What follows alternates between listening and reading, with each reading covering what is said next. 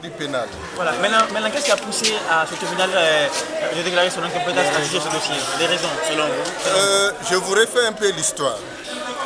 Vous savez, vous vous rappelez qu'en 2009, quand le CNDD était au pouvoir, il y avait des procédures qui avaient été engagées contre des officiers de police judiciaire, certains magistrats, dans le cadre de la lutte, contre le trafic international de drogue. Donc beaucoup d'OPJ avaient été arrêtés et beaucoup de magistrats. Or, il se trouve que dans le code de procédure pénale, notamment aux articles 616 et suivants, les magistrats et les officiers de police judiciaire bénéficient de ce qu'on appelle des privilèges de juridiction. Donc lorsque, à l'époque, parce que vous vous rappelez que j'ai défendu beaucoup d'officiers de police judiciaire dans cette affaire, donc à l'époque, lorsqu'on avait soulevé cette question, des techniciens de droit avaient conseillé le président Dadis de prendre une ordonnance pour supprimer ces privilèges de juridiction. Mais heureusement, cette ordonnance est claire.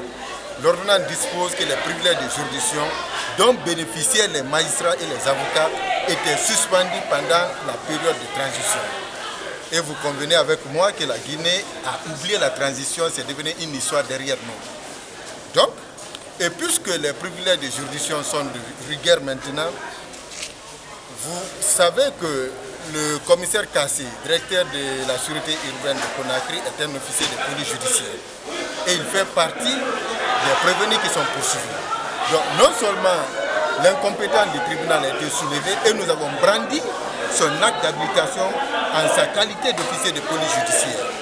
Donc puisque s'il y a privilège de juridiction, les privilèges de juridiction bénéficient aux co-auteurs, mais aussi aux complices. Et puisque tous sont poursuivis dans la même procédure, le commissaire Kassé qui a des privilèges de juridiction, ces privilèges de juridiction se sont étendus au gouverneur de la ville de Général Mathurin Bangoura, au colonel Sekoumara, directeur général de la police, mais aussi au colonel Aguibou, qui est le commandant de l'escadron numéro 1. Donc voilà pourquoi le tribunal s'est déclaré incompétent en se fondant sur ces privilèges de juridiction. Merci beaucoup.